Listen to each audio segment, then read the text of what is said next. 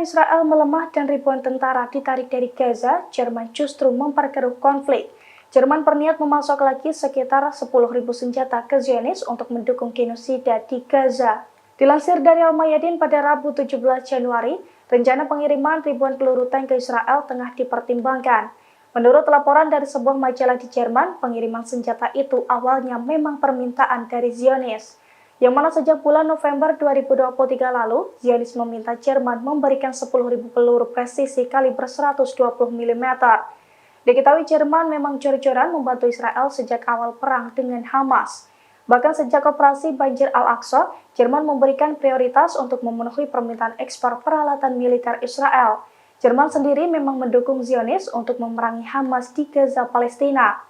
Selain itu, beberapa waktu lalu, Jerman juga kedapatan mengerahkan kapal perangnya ke Laut Merah untuk melawan Houthi.